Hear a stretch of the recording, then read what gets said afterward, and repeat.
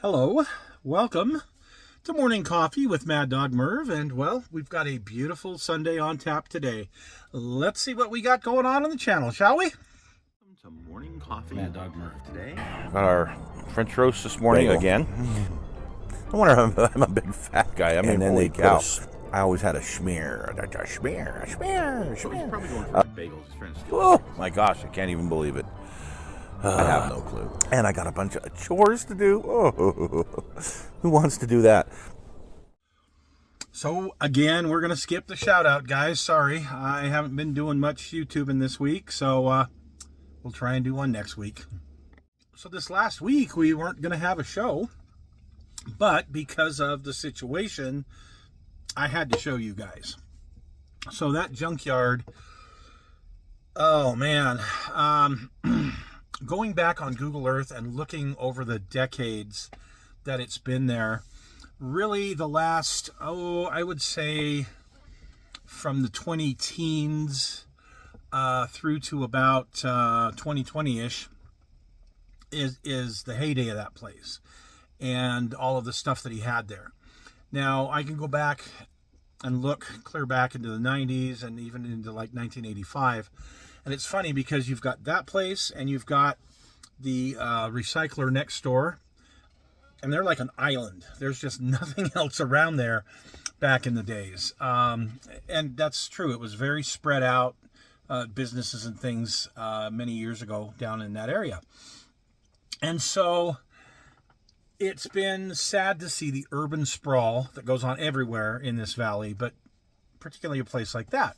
And as that happened, of course, then the city has to stick their big nose in things and say, oh, no, you can't have this and you can't have that. And, oh, this is an eyesore. And, well, we were here first, screw the city. So I am so sick and tired of Salt Lake City and Salt Lake County and the politics and just BS that goes on here. So he did his best to comply over the years. He built fences so people couldn't see. And then he cemented the whole thing. Had to cost a lot of money. He was running a pallet business kind of on the side. Well, not really on the side. I guess that was mainly his main business. And I had sold some to him over the years when we used to do the phone books. And I had also sold him when we built my son Thomas's Charger years ago. There was a brown parts car that we had purchased, and we took a lot of stuff off that, and what was left I sold to him. So my problem with him over the years is he's, like I say, one of those guys that, don't look at my stuff, don't touch my stuff, I'm never going to sell my stuff. Okay, but you got so much of it, you can't honestly think that you're going to get to all of it someday, type of thing. And I can understand wanting to hold on to some things that will continue to go up in value. But as a junkyard itself, outside in the elements, like that 65 Mustang, the steering wheel on that thing was just toast. It was cooked from being out in the sun. A lot of the interior was, and it was filthy, and you're out in the elements. And yeah, I mean, those cars were in bad shape for a reason. Plus the fact that the way they were arranged and in the dirt and whatnot. Then you had the fires that happened that I talked about on the video and destroyed a good portion of what was there. He did have, and I saw it with my own eyes years ago, he had a 69 Ram Air 3, Ram Air 4, whatever it was, the GTO Judge. It was orange. It said the Judge on the side. He had one of those that was in pretty good shape. So he had a lot of really good stuff. That Cougar really made me angry because I had offered him, I would love to pick this up, man. No, I'm gonna, like they always do. And it was destroyed in the fire. Really sad. But he still had a lot of really good things. And finally, I don't know the whole situation because I didn't talk to him directly about it, but more or less, he's an older gentleman now, and it's kind of time to move on. So he's taken a lot of his good, really the good stuff that was left that he would actually maybe do something with, or somebody would do something with, and he put those in another property that he's got, but now they're indoors, which is good. It's where they needed to be. I went back last Monday after right after the video premiered, and of course the time was up. There were a few people that were pulling in to pick stuff up that they had made arrangements for, but that was it. I mean, he wasn't selling anymore. He wasn't showing it anymore. It was just, going to be, at that point, turned over to the new tenant, or the new owner, I should say. It already had been, but they granted him this time to get stuff off, and, the rest of the stuff was just going to be crushed. When I went back, the Mustang was still there. And there was like a 97 Mustang that was also there that, had a few things missing and had been wrecked type of thing, but still lots of good parts. A lot of the trucks, a lot of the stuff was still there. Fortunately, I think that Chevelle, the 350 Chevelle, I think it got sold. And I think the El Camino, the orange one, got sold as well. I don't know about the others because I didn't go in far enough. It's just really sad. And people like that make me sad because, yeah, it's their stuff and they can do whatever they want with it.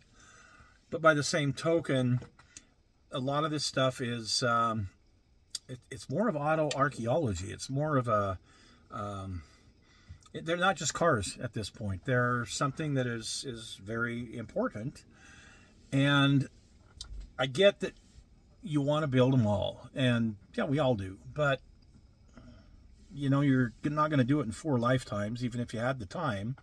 Even if you had the money, you're not going to do it in 4 lifetimes because the time isn't there. So, anyway, it was just a really sad thing, and I hope you guys got something out of it. I hope you enjoyed seeing some of the pictures of those neat old cars. And again, some of them are just going to be crushed, which is really sad. But it's the way of the world. It's how things are today. And, yeah, didn't make me happy at all. But at least I was able to bring it to you guys to see. So this week, instead of doing a show, we're going to take a break this week. I wasn't able to get anything done on the Torino this week. I was busy with a bunch of other projects and other things that are going on, and I'll talk a little bit about in a minute. So we're not going to do a main show this week, but we will have a kit hoarder stash. Oh my goodness. I got a bunch of stuff recently. And yeah, we'll have a kit hoarder stash. I'm just not sure if it's going to be an airplane, if it's going to be a car, or what exactly it's going to. Might be a tank. Who knows? I picked up a bunch of stuff recently, so we will definitely have something for the kit hoarder stash this week. Hope you guys liked what we did last week with the kit hoarder stash. That I just call it the Red Baron kit, but that's been out since I think it was 1958. It was originally produced, and it wasn't, for the time, it was great. Even for the 81 release, it was good. The figures suck, but the plane itself is not bad. And I think just about all of us have built it at one point in time in our life. But the fact it's 1/28 scale, I can make a nice 3D print of the Baron. Or I could even do a bust to go with it. So I think that would be fun to be able to build that, sell it with, sell it with the figure, sell it with the bust. We'll see. We'll see what I wind up doing, but it'll be fun to get back into it again and do that again. So I hope that's something you guys got something out of. I don't know that you'll find it on the internet anywhere else, especially that incarnation of it. I know that it's still being produced by Revella Germany for a lot of money, and you can. There's probably a review of it there, and it's probably the exact same kit, just instructions are, a lot more elaborate with it coming from Revella Germany. But anyway, hope that's something you guys got something out of. I have another one of those old Revell kits that we'll be looking at soon that I've got some really fun plans for. So this week has been very eventful. We had, with the print business, still haven't officially kicked it off yet, but I have been doing some things for some friends, and that led to some sales. So I have already sold some prints and already doing things for some folks. Then KitLinks had their final open warehouse yesterday. And what's happening is KitLinks is reorganizing the way they're doing things. So my friend Loic, great guy, I think he's a year older than I am, or 2 years older than I am. Anyway, still in really good shape and all that, but it's time to retire. You know, it's time to start scaling back a bit. And he has been suffering from retirement disease for a while. I can see the symptoms. Wanting to make sure that he spends more time with his family, which, great, you should. You know, your grandkids should get to know who you are. And just other things. And I think it's great that he wants to kind of scale things back a bit. But the reorganization is going to be more of a, and I really like the way he's going to do this. So we're closing down the warehouse that's here in Salt Lake. He's going to move the remaining inventory to his home, the basement of his home, which is quite spacious, and work out of there. But instead of competing with others that are on the internet, his focus is going to be more for his skill set. So right now, a lot of the places you go online, you can't get orders from Europe. A lot of it's due to the tariffs and other reasons, but he's been able to do that. He's been able to keep those connections and do all that stuff, and that's something he wants to do going forward, because it's a niche that he has kind of over a lot of the other guys. And there's some other things, and we're going into the print business together. We're going to be doing some different prints. We'll talk about that as the time gets closer and we actually do that. But like I was saying, you've got this Red Baron, triplane. Wouldn't it be nice to have a bust of the Red Baron with it? Well, okay, we can do that. Or wouldn't it be nice to have a 1/28 scale figure to stand by it that looked good, not those crappy plastic ones? Well, we can do that. So looking ahead a few months, because until the move is done and things are settled, he reorganizes the business.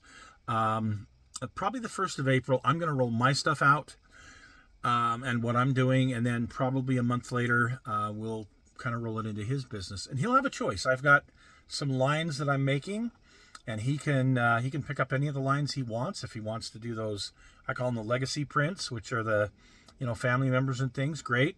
If he wants to do the historical prints, which are like the Baron and other things like that, great. And I'm going to be doing this stuff anyway, and if he wants to pick it up, cool. So there's some good things coming, and positive changes. At least I think they're positive changes, and I'm pretty excited about it. So I've been doing a lot of work with all these different scales that I'm working with on the prints this week. I've been printing out more car stuff. I got some fun car things to show you guys another time. I'm going to have some great shows on that, on the 3D printed kit bashing, if you will. We looked at some kits a couple weeks ago that are out there on the market, but to get them where I really want them, you got to kit bash just like you do any regular kit. And so we'll look at that, because I haven't really seen many people talk about kit bashing 3D printed car kits. And wait till you see some of this stuff that's coming. It's going to be fun. So anyway, stay tuned for that. Well, hey, you guys, thanks for joining us for morning coffee. It's getting a little cold from sitting out here, but thank you for joining us for this. We will be doing a main show next week. I don't know what it'll be yet. We've got to do an update on Dave's Nova. I went out there, and it's coming along great. It's almost to the point of turning it over and being able to move it. So, but it's beautiful. And to look at where it was 4 years ago and where it is now, oh yeah, it's pretty cool. So we're going to have a show on that coming up. Of course, we're going to finish up the Torino here pretty quick and show you guys that. And we got a bunch of other cool, particularly car kits, 3D printed car kits and things that are coming up sooner. So there's that to look forward to. Thanks, guys. Have a great week, and we will see you on Thursday for the Kit Hoarder Stash, and then we'll see you back here for morning coffee next week. Take care.